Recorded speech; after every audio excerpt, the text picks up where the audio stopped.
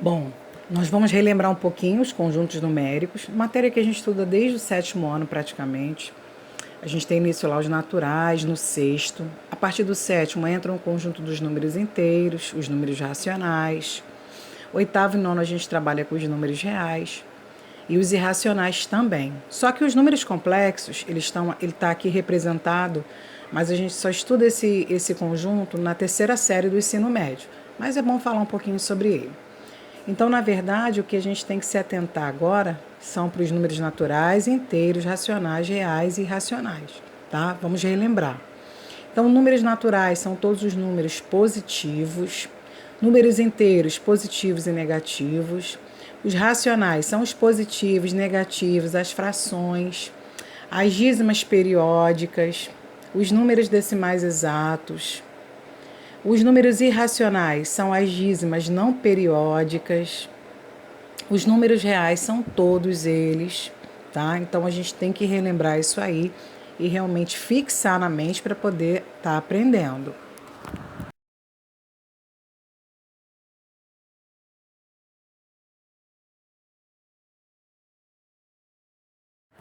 Bom, eu quero chamar a sua atenção para uma dificuldade que muitos alunos têm, que é trabalhar com a fração geratriz de uma dízima periódica. O que na verdade é a fração geratriz? É a fração geradora daquela dízima. E quando ela está no formato de dízima e nós temos que passar para a fração, existe realmente uma grande dificuldade por parte dos alunos. Então eu coloquei mais ou menos um macete, não requer muito cálculo, é só você ter atenção aí na regra e começar a reproduzir o que está falando aí. Então vamos lá. A fração geratriz de uma dízima periódica simples terá no numerador é aquele númerozinho que fica na parte de cima da fração, o período, já vou te explicar o que é período. E no denominador, aquele númerozinho que fica na parte de baixo, o número formado por tantos noves quantos são os algarismos do período. Então vamos lá. Nesse exemplo aí embaixo da letra A, você tá vendo o número, é 0,777 e tem aí o infinito, então representando que isso é uma dízima periódica. Tá, mas o que seria o período? O período é o número 7. O período é sempre esse número que está se repetindo. E ele também pode ser escrito, você pode ver em alguns livros aí ou na própria internet, como 0,7 e a barrinha em cima do 7. Então, essa barrinha em cima, ela significa que o 7 é o número ao qual se repete, tá? Então, como é que eu fiz? Bom, eu peguei o período e coloquei no numerador, como um macete aí, como a regrinha está explicando. Bom, eu só tenho um período, então eu só vou ter um número 9 no denominador. Então vai ficar 7 sobre 9. Se você quiser pegar a sua calculadora e fazer essa divisão aí, 7 dividido por 9, você vai verificar que vai dar realmente 0,7777, ok? Na letra B, você tem aí o valor 0,363636. Bem, quem é o período? O período é o valor que está se repetindo, é o 36. Bom, quantos números tem no período? 2 números, então o denominador será composto por 2 números 9. Só que 36 sobre 99 eu consigo simplificar por 9. Então 36 dividido por 9 vai dar 4 e 99 dividido por 9 vai dar 11. Então, aí do lado eu coloco a informação para chamar a sua atenção mais uma vez. O período é quem? É o 36 e ele pode ser escrito como 0,36. Tá? Então, essa dízima ela pode ser escrita como 0,36 e a barra em cima. Letra C, 0,504, 504, 504. Bom, o período eu coloco em cima, no numerador. Quem é o período? É o 504. Quantos números tem o período? Tem o 5, tem o 0 e tem o 4. São 3 números. Então, o denominador vai ser composto por 3 números 9. E aí você vai ver que foi feita também uma simplificação. Ele foi dividido tanto em cima quanto embaixo pelo número 9. E aí 504 dividido por 9 deu 56 e 999 dividido por 9 deu 111. Por que parou aí? Porque eu não consigo reduzir mais. Então, toda vez que eu trabalho com fração geratriz, se der para simplificar, se der para colocar na forma irredutível, por favor, coloque na forma irredutível, ok? Beijão! E na dízima periódica composta, nós vamos obedecer a seguinte regra, ó. A fração geratriz de uma dízima periódica composta terá no numerador o número formado pelo anteperíodo, seguido, ou seja, junto do período, menos o anteperíodo. Então, na letra A, se a gente observar bem o exemplo, nós temos assim 0,18333. Nós já aprendemos, de acordo com o slide anterior, que o período é aquele número que se repete. No caso aqui da letra A, quem vai ser o período? O número 3.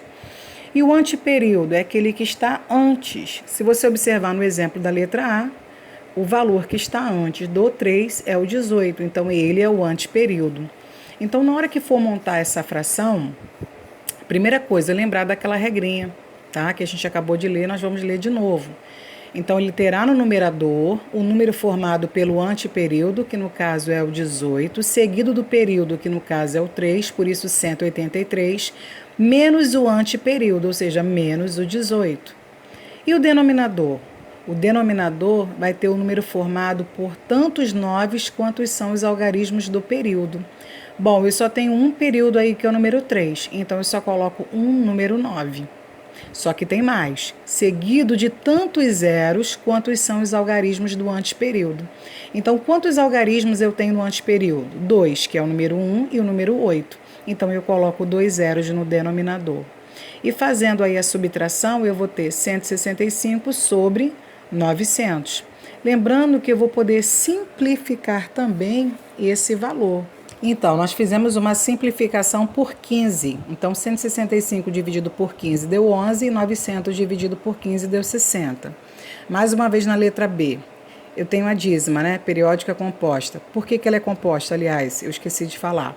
Ela é composta porque ela tem período e anteperíodo. A dízima periódica simples, ela só tem período, ok? Então, vamos lá. 0,17666.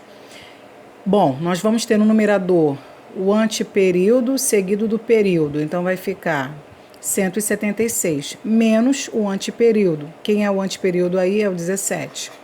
Bom, quantos números 9 eu vou colocar aí? Bom, se observar, no período eu só tenho um valor, que é o 6. Então, eu vou ter apenas um número 9 no denominador. E quantos zeros eu vou colocar? Bom, se eu observar o anteperíodo, eu tenho o número 1 e o número 7, são dois valores. Então, eu vou colocar 2 zeros. E aí, fazendo a subtração, eu vou ter 176 menos 17 igual a 159.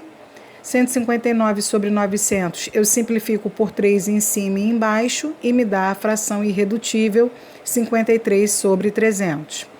No exemplo da letra C, o meu anteperíodo agora é o número 4 e o meu período é o 15, porque se você observar, o 15 é o valor que se repete. Seguindo a regra, no numerador vai ser formado pelo anteperíodo seguido do período. Bom, o anteperíodo é o 4, o período é o 15. Vai dar o valor de 415. Menos o anteperíodo, menos 4. Bom, e o denominador? Tantos 9 de acordo com o meu período. No meu período, eu tenho dois valores agora, que é o número 1 e o número 5, certo? Que formam o número 15. Então, como eu tenho dois números no período, eu vou ter dois números 9 no denominador. E no anteperíodo, eu só tenho um número, que é o número 4, portanto, eu apenas coloco um zero. E 411 veio da subtração de 415 menos 4. Esse valor sobre 990 eu simplifico por 3 em cima e embaixo e eu acho a fração irredutível 137 sobre 330. Gostaria de lembrar também aqui para finalizar que essas dízimas periódicas compostas elas podem ser reescritas de uma forma diferente. Você repara que eu coloquei em azul aí para chamar a sua atenção, lembrando daquela barrinha também utilizada para representar a dízima, tá bom? Qualquer dúvida, assista mais uma vez. E não esqueça, grave a regrinha. Ela vai te ajudar, tá bom? E se a parte inteira da dízima for diferente do zero? Bom, se a parte inteira da dízima for diferente do zero, nós vamos observar passo a passo aqui embaixo o exemplo. Então, você tem lá, ó, o número 1, né? Vírgula 018. Primeira coisa que a gente vai lembrar, 1 aí seria a parte inteira, o 0 seria o anteperíodo e o 18 período. Então, você vai pegar sempre essa parte inteira, que no caso é o número 1, e vai colocá-la representando o numerador primeiro. Então, vai ficar 1 mais o anteperíodo seguido do período menos o anteperíodo, tá? Quantos 9 eu vou ter no denominador? Eu vou ter os 9 de acordo com o meu período. Se são 2 números, número 1, número 8, 2 números 9. E o meu 0 vai ser de acordo com o meu anteperíodo, tá? Eu só tenho um número, que no caso também é representado pelo 0, por isso eu coloquei no denominador 990. 18 menos 0 vai dar 18, isso ficou 18 sobre 990. Você não está vendo aí porque você já está vendo a fração simplificada, tá? Eles simplificaram por 9, então 18 virou 18 dividido por 9, 2, 990 dividido por 9, 110. É muito importante a gente lembrar desse quadrinho que está embaixo dessa observação. Nós temos que fazer o MMC, tá? Então eu botei aí o exemplo da letra A para a gente não esquecer. O MMC ele tem que ser feito entre as frações. Então aquele número 1 ali, nós colocamos o número 1 embaixo no denominador. E nós sabemos que o MMC de 1 e qualquer outro número é sempre o outro número. Então, no caso aí, como o denominador é 55, o MMC de 1 e 55 será 55.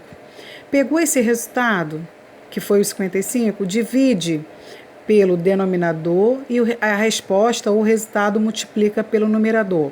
Em sala de aula, a gente fala de uma forma bem mais simples, né? A gente fala assim, pega o resultado do MMC, divide pelo de baixo e multiplica pelo de cima. Então, 55 dividido por 1 foi o próprio 55, vezes 1, 55. Olha lá na resposta. 55 dividido por 55, eu sei que vai dar 1.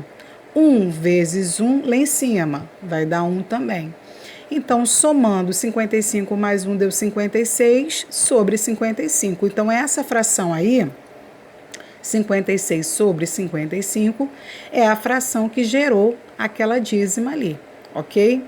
Mesmo esquema para fazer a letra B e a letra C, colocando sempre a parte inteira primeiro e obedecendo as regrinhas que nós já conhecemos, que nós estudamos nos outros 2 slides, tá bom? Estudem!